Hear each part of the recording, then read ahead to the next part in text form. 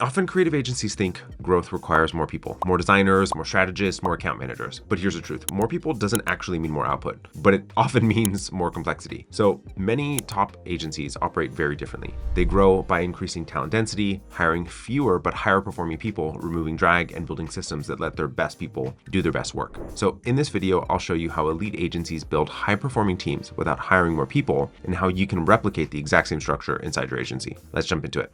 So let's first talk about the kind of problem. Bigger teams equal better teams, and not necessarily true. And I want to call it a caveat here.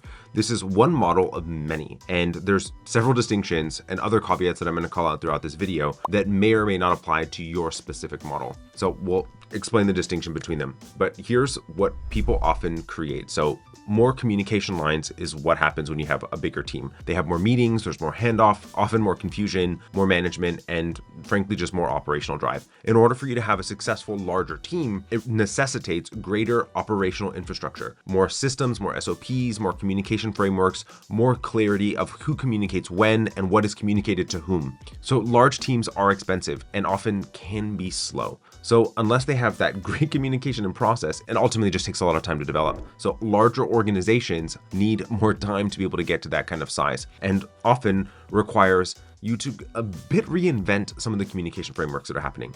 But small elite teams are fast and typically more profitable. Less communication makes things easier, so less process is needed in order to make things function well. So it allows for you to be able to grow quicker with this type of framework without needing to build that baseline infrastructure that's necessary for those larger teams. This also means that larger profits are typically in place because that allows for higher value work that is being produced. But this is assuming that you're utilizing value-based pricing and you're not a deliverable-based agency. So this model for senior teams, if you are a deliverable-based agency on lower ticket items, lower ticket offers, retainers, what have you, this isn't going to work for you, and this is not the model for you. And I just want to call that out. What talent density means when I'm referring to talent density, it means fewer people, higher performance, stronger output, and clearer outcomes. And so the thing that's important is that you are hiring people at the top of the echelon, the top of their game. That allows for your team to have greater speed, clarity, ownership, stronger creative thinking, fewer blockers, higher morale, and just deeper accountability, because that team member already understands innately of exactly what they need to do, when they need to do it, how they need to do it, how they're communicating with clients, how they're actually delivering on the work, because they've done it hundreds of times before. The same way that you as an agency owner have done this work over and over and over again, it allows for them to do the same thing. Another caveat, it's vital that you have people that are within their zone of genius. So the wider that you are going from a specialty perspective and an industry perspective, the less that this is going to be possible.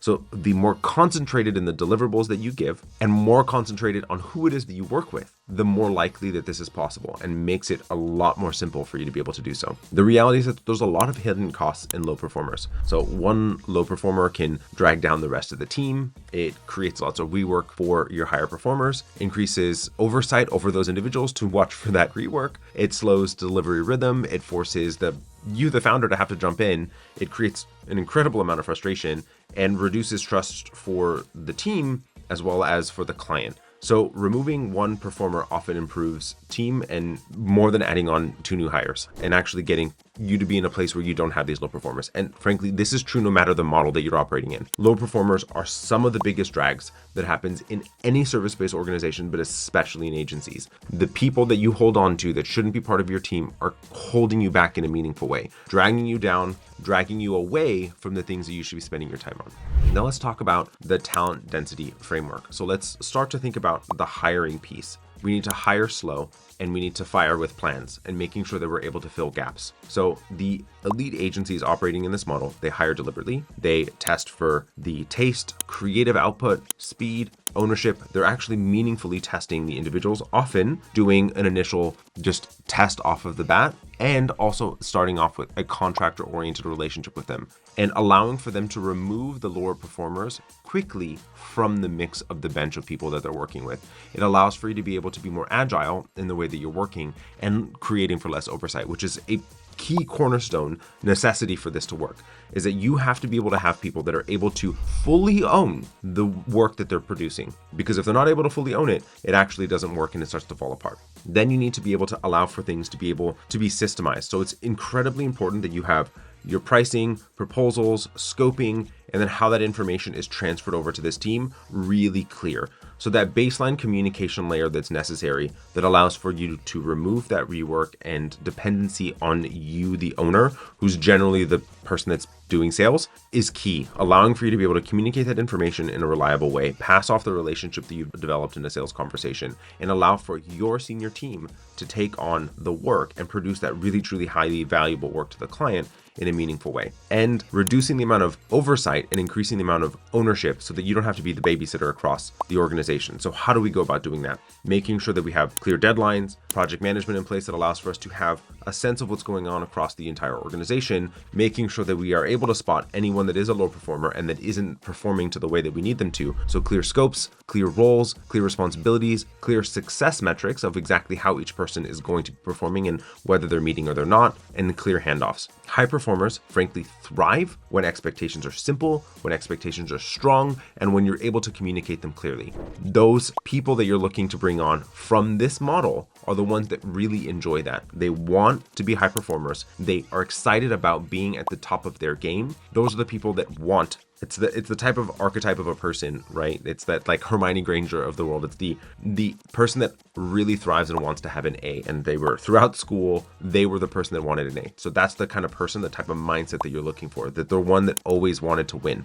And what ultimately the senior team-based agencies are doing differently is that they hire creatives, strategists, account managers with deep specialty skills. They avoid the bloated organizational charts. They minimize the number of middle managers. They build cross-functional systems that allow for those specialty people to be able to communicate in a meaningful way. They remove the unnecessary meetings, and they have really clear and clean roles that are simple, easily articulated. They focus on leverage and not on headcount. So they're not billing by the hour, they're billing based on value, and it changes the entire dynamic. They end up having higher margins because they're able to charge for the amount of time that they're able to charge for substantially outweighs the amount of cost. So their teams perform better because the environment is ultimately optimized. So now how do you think about increasing your talent density without having to need to go and hire a load of people? So we need to be very clear on what job roles we need for the existing services that we are offering. Likely for many of you that are watching this video may even need to be culling a bit of the services that you're offering. We need to remove the low performers at the organization. We need to upgrade our current systems to allow for meaningful communication. We have to have value-based sales systems and pricing.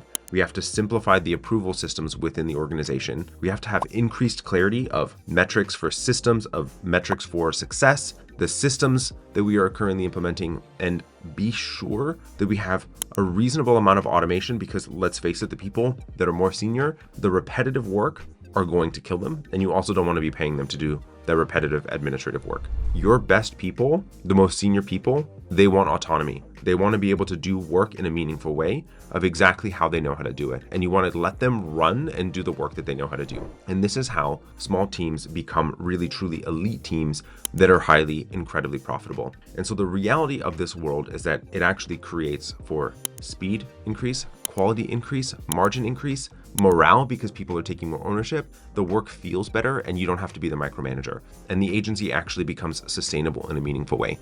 Building an elite team doesn't require more people. It requires the right people in the right roles inside a system that enables high performance. But even with elite team members, client chaos can still break your delivery rhythm and ultimately overwhelm your people. So now go watch my next video where I'll show you how you can take back control of the difficult creative agency clients so your team can operate at their ultimate best.